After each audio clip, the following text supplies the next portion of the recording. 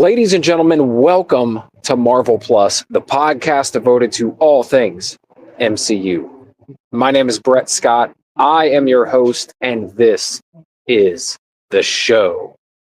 And when I say all things MCU, I really mean all things, because today we're covering Eyes of Wakanda, which is a limited series released on Disney Plus that was originally supposed to be a series that was maybe originally supposed to be a movie.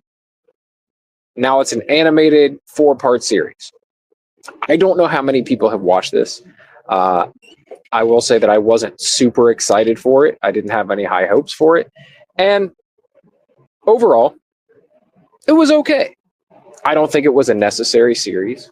But hey, it's more Marvel content, and I usually enjoy that.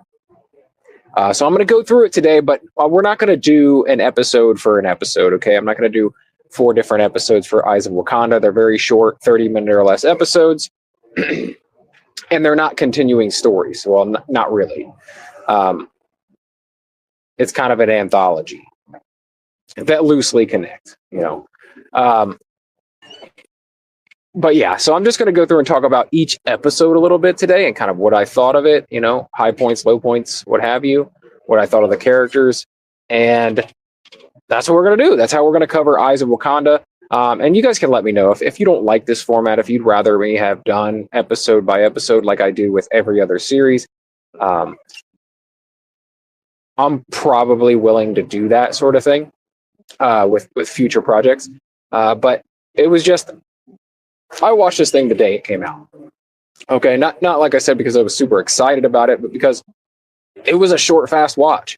And so I watched those 4 episodes, and I regret not going ahead and recording like right away. You know, not recording my thoughts, maybe episode by episode, but just not putting out separate episodes to discuss it. But like I said, this is kind of up to you guys. You're the listeners. You kind of call the shots. Well, kind of. You know, I'm going to do what I want to do at the end of the day, but I do definitely take, you know, what the audience thinks into consideration in terms of how I cover things. And that's why I asked in the Facebook group if anyone had a problem with me covering it all in one episode, and no one seemed to. I had some other podcasters say they're doing the same thing on their podcast. So, yeah, here we go. Let's dig in to Eyes of Wakanda, episodes 1 through 4. So, starting off, we get introduced to the world of Wakanda, but a very long time ago. We're talking, I'm not even sure when this first, I mean, everything was, not only was Wakanda like tribal, right? Like it and it's still tribal, you know, present day. The entire world was like tribal at this time. I can't remember what year the first episode took place in, but it seems like the episodes go through the years, right? So we've got an episode super early on, maybe like, I mean, I don't know. Was it BCE? I'm not sure. But I do know that episode 2 takes place around the time of the Battle of Troy. And then episode 3, there's just very distinct times that they take place. Episode 4 takes place in the 1800s. So it's like moving forward through time. Sometimes hundreds of years at a clip. So the first episode is very early on. Like the world and civilizations are in kind of like early stages, right? Like bow and arrow stages, okay? Swords and sorcery stages. Maybe not sorcery, but definitely swords and battle axes and stuff like that. And so we go in. The first thing I notice about this series overall is the animation. I'm not a fan of this animation. I'm sorry to the people who like it or the people who created it. Just not my thing, man. Not my flavor. I don't like this animation. I think it worked pretty well like for action sequences, but for the most part, I did not like how characters look. Like very enlarged chins, maybe small upper heads. Like it was like their forehead would be tiny, their chin and jawline would be huge in certain sequences when they turn to a certain side or whatever. And I don't know. I didn't like it. It was a little abstract. It was a little out there. And the animation, I like a little bit more lifelike animation. But yeah, that was the first thing I noticed, is that I didn't really care for this animation, which a little bit took me out of it. But hey, man, I can watch a lot of stuff. Like some of the best Batman series, animated series there are. I'm not a fan of the animation, but damn, is the action and story fucking great, right? And so I'll still watch it over and over. So that's not going to completely take me out of a series. Like it's not a no-go because of the animation. Let's see. Next thing, I did like how they kind of picked for each story, they picked like a warrior at that time, and that we delved into this world of kind of spycraft, right, within Wakanda, which we haven't gotten into before. We haven't gotten into like essentially what is like the Wakandan CIA, right? But it's an organization called the War Dogs, which is a specific kind of secret government entity in Wakanda that is there solely to go out into the world and complete missions, solo missions or duo missions, right? They send one or two people out, these are small operations, but very important ones, right? And they're going out to retrieve Wakandan tech that have somehow found their ways outside of Wakanda one way or another. And it's very important that they retrieve their tech so that the rest of the world doesn't get introduced to it and abuse it and use it for ill.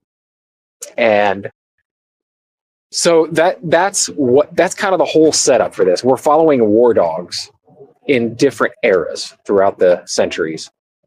And the first is Nani. She becomes a war dog. She's a young woman, and she's going on her first mission. And if you don't think this first story is very, very close to the same story as Apocalypse Now, then you've never seen Apocalypse Now, because this is pretty much the same story for the most part. She's sent out because there has been a Wakandan defector of sorts, right? And this happens, right? Like this happens sometimes. Supposedly, the outside world has kind of a pull to it, right? Because out there, especially with Wakandan tech, you are a powerful being. Like you can fool the population of believing that you are all powerful, or that you command some sort of power that no other humans do. When in reality, you're just Wakandan, right? And everybody in Wakanda has access to this tech. But especially in far back times, it seems like Wakanda is almost still on the level of today. Like they have flying craft, very sophisticated, technologically sophisticated craft to fly around in. Stuff that can actually go invisible to the naked eye. Back in like maybe biblical eras. It's kind of crazy that honestly you would think that their tech would have evolved even more by now, by the time period of the Black Panther film and Wakanda Forever and all the Avengers films, right? Like you think their technology would have been far more advanced than it actually is by then, if it was already that advanced back then. But anyway, I'm getting into the weeds with that. So she's going out to kind of find this guy and retrieve some Wakandan tech that he had with him. And he went out, he was a war dog, and he went out, kind of got seduced by the power of how people saw him in the outside world, and kind of started up his own little military regime and started trying to take over countries and rule with an iron fist. And but her main goal, it's not necessarily to stop him. It is to retrieve the Wakandan tech, which would, inadvertently also stop him. So she goes out, and this kind of whole story is like very much Apocalypse Now. Like I said, she's going deeper and deeper in, trying to find out where this guy's at, how she can get access to him, and eventually she does. And yeah, he's mad with power, much like the guy in Apocalypse Now is like just insane, when he's found in the jungle, but has some interesting ideas and thoughts and maybe a point sometimes. He tries to turn her basically to the outside world side. Like, why would you stay in Wakanda and be a war dog where you're basically just like their lapdog? Like, you're there for them. You're there to do whatever they want. And for what? Out here, you can have like money, riches, power. You could achieve anything out here. They're like, your greatest gift is just to serve them in the military. And he has some good points. But yeah, this is the story. I'm not going to go super deep into like how it wraps up, but in the end, she does succeed in her mission and make it back to Wakanda, and with some interesting insight too, right? Like, now she's kind of like a more idea of what things are like on the outside world and how power can corrupt and what have you. But she doesn't turn to the dark side. She returns to Wakanda victorious, and returns the relic back to Wakanda.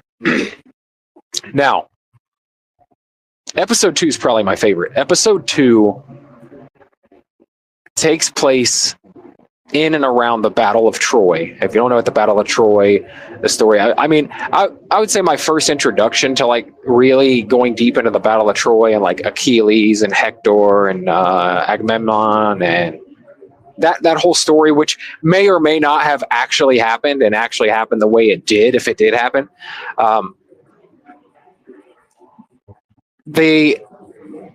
My first introduction was the film Troy with Brad Pitt and Eric Bana. And as much as that movie's gotten like a bad rap now, like if you go look it up, it doesn't have a very good score on the movie rating sites, what have you. I think it is awesome. I've probably seen that movie 100 times. I saw it in the theater when it came out, thought it was awesome spectacle. Just badass. I loved it. I love Troy and still love Troy to this day.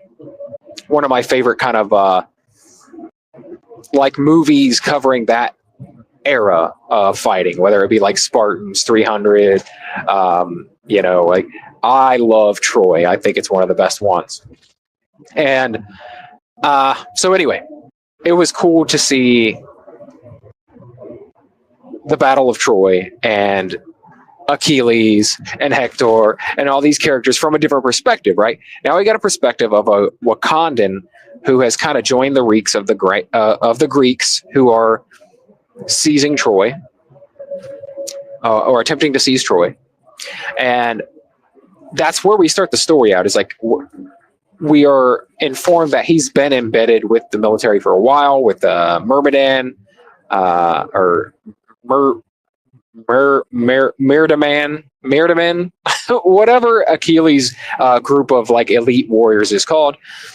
He is embedded with them and has become like best friend, or a very close confidant of Achilles.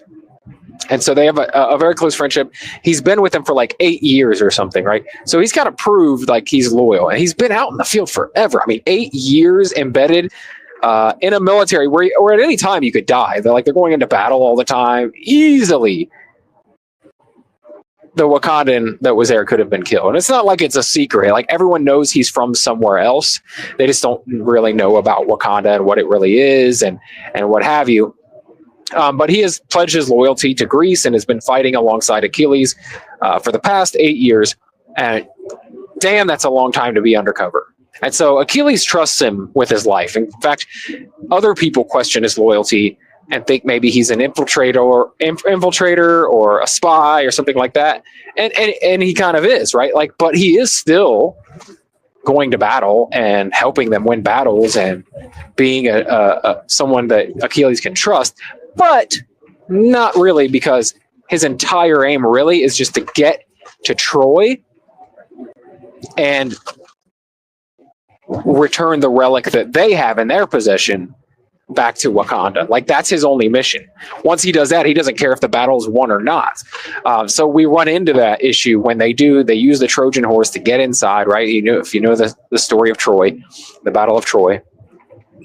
The Spartans sneak in with the Trojan horse, and they overtake the city in the middle of the night, right? They get inside the city walls, and then they take everyone out, destroy Troy. And very much like that, that is what happens in this, except that when our main character from Wakanda gets inside and gets his hands on this relic, he's like, my mission's done. I'm done. Like, it doesn't matter what happens next. Although he does care about his friend Achilles and the soldiers around him, like, that's ultimately what he's there for. And he wants to get back home. He's been away from home for 8 years, all for this one goal. So he's achieved that goal, and now he's basically going to abandon this battle at the last minute. I feel like the Trojans already have it won at this point, but Achilles discovers that he's trying to take this relic and just run off, and that spoils war, right? Like that should belong to Greece, that thing that he's taking, and he finds out kind of who he is. He can't tell him exactly who he is, but he tells him that his mission has been to get this entire time. They battle it out, and then it turns out that like he's the reason that Achilles falls in that battle, rather than whatever Prince Pussyfoot guy played by Orlando Bloom in the movie. Paris, I think his name is Paris.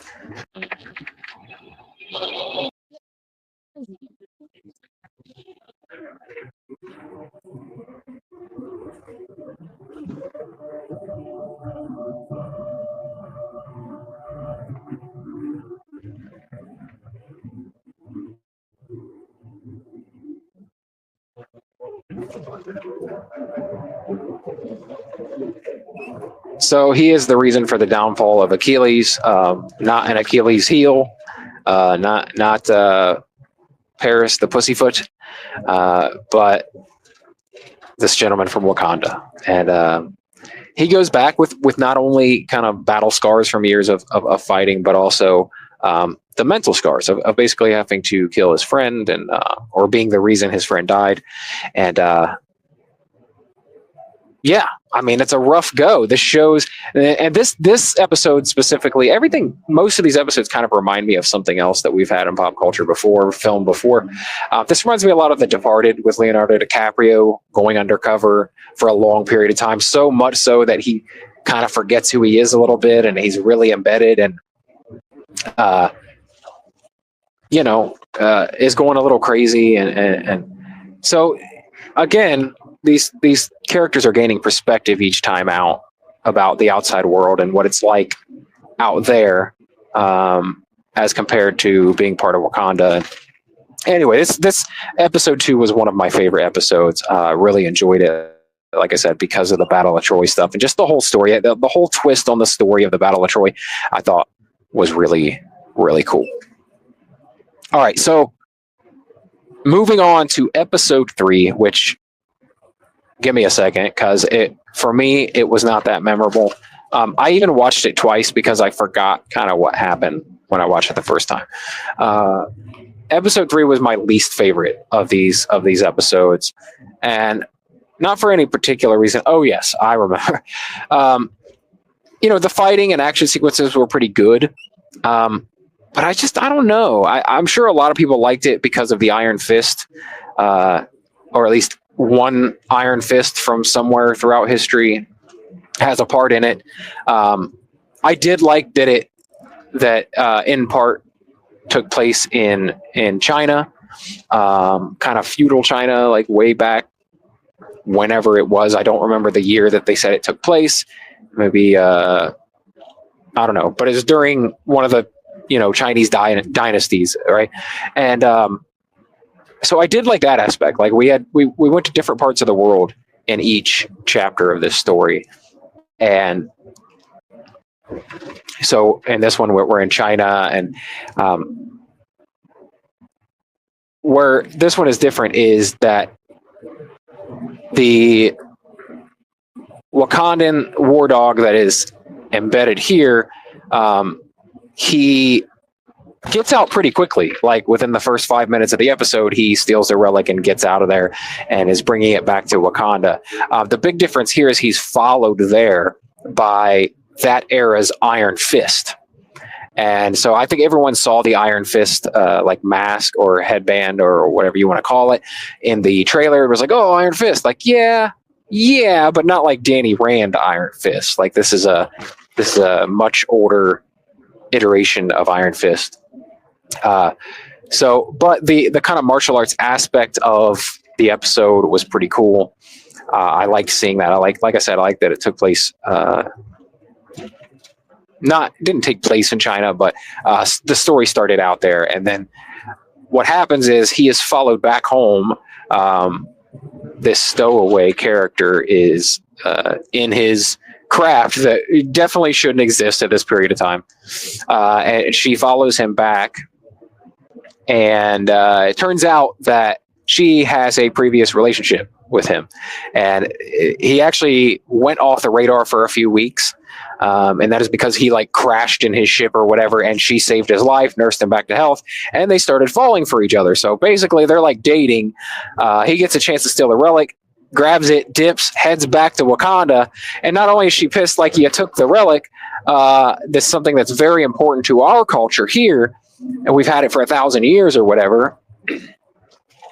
Not only that, but like you left without saying goodbye. You got up, threw your clothes on, and dipped out before I woke up. Like, damn. So, hell hath no fury. And so she follows him to Wakanda as a stowaway on his ship, and she starts sneaking around, taking out guards on her way to retrieve this relic, which is actually it is a piece of vibranium, but it's really inside of a statue, of like a dragon statue. It's like the tongue of a dragon in a dragon statue, and the whole thing is what's important to her, not necessarily the vibranium part. So as she's sneaking around, though, she does get kind of discovered. The guards are all called on alert, and our character, who is kind of a screw up, right? Like this whole thing is showing that like he's not that serious about his job. He like fumbles things and doesn't care. He's kind of reckless. So we'll get back to that. Anyway, he's like, we gotta stop. Like him and the general who sent him on this mission don't want to get in trouble by the king. And so they're trying to stop this infiltration, stop this person who is broken in. They don't know who it is at this point. And get it all figured out before the king really knows what's going on. Eventually the king does become aware, or maybe it's a general, maybe it's a higher up general, maybe it's not the king. But either way, their goal is to get this taken care of as under the radar as possible. So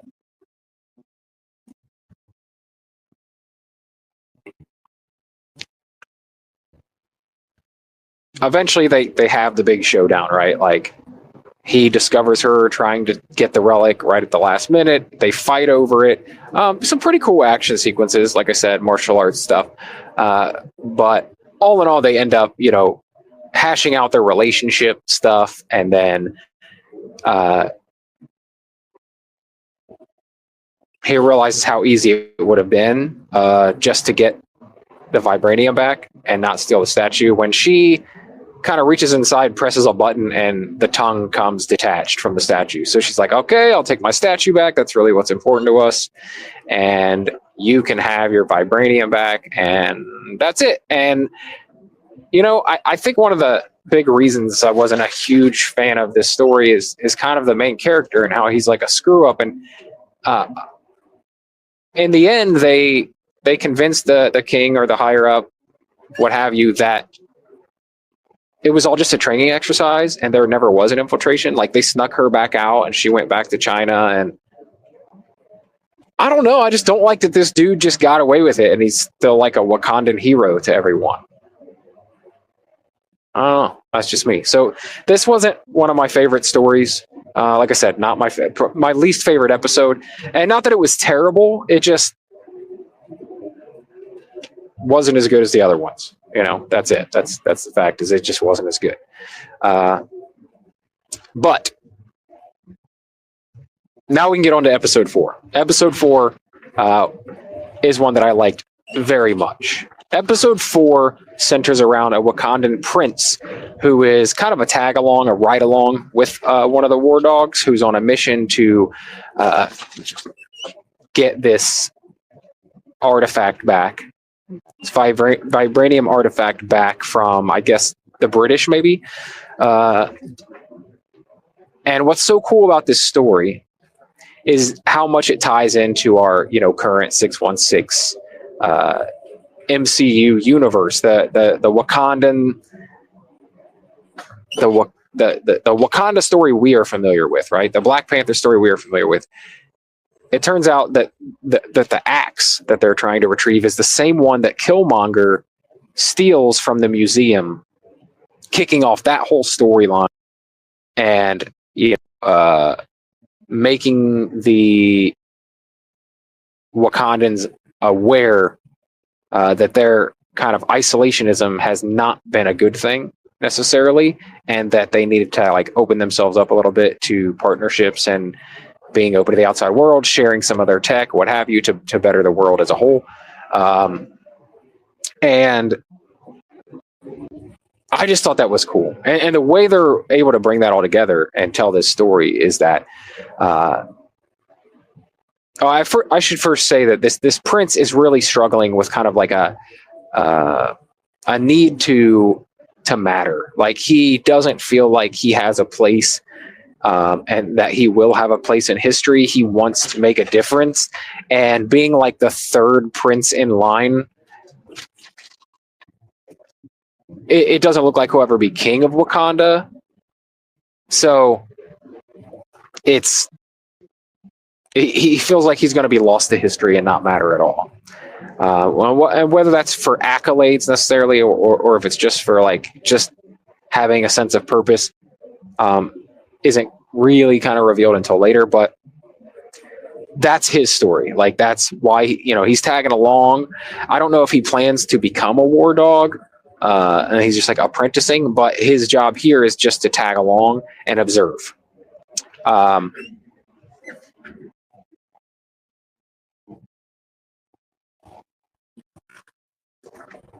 So yeah, that's his story. Where it gets really cool is when this woman appears from the far distant future. This story, I think, takes place in the 1800s, and she's from 500 or 600 years further ahead than that. So well beyond our current timeline in the MCU, 400 years past that. And she comes back to tell them that it's very important that this artifact remain with those people, and that you don't take it back to Wakanda. It sets in motion something that's very important to happen with Wakanda. And if you don't do it, if you don't leave this, I know it's your mission and you've been sworn to do this duty, but if you don't return this, if it doesn't take its place in the historical timeline where it's supposed to, not only will Wakanda never open itself up to the outside world, but because of that, Wakanda and the entire world will be destroyed hundreds of years in the future, all because of this one thing. And if this thing is in place, it won't happen. So it's kind of cool because it takes place in the past. We're to believe that this is how it always happened, right? Or else we wouldn't have seen the story that we saw with Killmonger and T'Challa, and the whole story that we saw play out. They wouldn't have gotten involved and helped with the war against Thanos, and all the rest is history, as they say. And so I don't know, I like that. I love that sci-fi aspect that they threw into this too, not just with advanced tech like what we're used to, but Time travel, man. I'm a sucker for time travel. Give me some time travel in a story, and you got my money. Like, even if the movie ends up sucking, I don't even care. I'm showing up because there's time travel. I love it. All probably spawned from my early introduction to movies like Terminator. Anyway, so that's the story. And over time, this prince is really convinced like this is his chance now to matter. Maybe not in anyone else's eyes because he can't really tell anyone. He and this war dog that he's with are the only people that will know about this. You know, what will look like a failure to Wakanda will eventually be their saving grace. And it takes some convincing, but the prince convinces the war dog to abandon his mission. Not even abandon his mission. They have to actually kind of break back into where they stole the relic back from and return it to where it needs to be. And in that sense, this prince and this war dog probably end up mattering more than any person in the history of man, at least in this story, in this timeline. So I don't know. Thought it was a cool story, man. I like how they ended that one by tying it together with the current timeline. So it's like we saw all this stuff through the years, and so now we have kind of a narrative from way back in like ancient times to current day and how things played out and how they might have played out if things had happened differently. So anyway, yeah, I dug it. But hey, I want to hear what you guys think of these 4 episodes. Please let me know. You can send me an email, marvelpluspodcast@gmail.com. You can hit me up on social media at Real Brett Scott, just about everywhere. What else? You can come join the Marvel Plus Facebook group, which is my favorite place to interact. And probably the easiest way to get in contact with me is just post in that group. So come join the Marvel Plus Facebook group.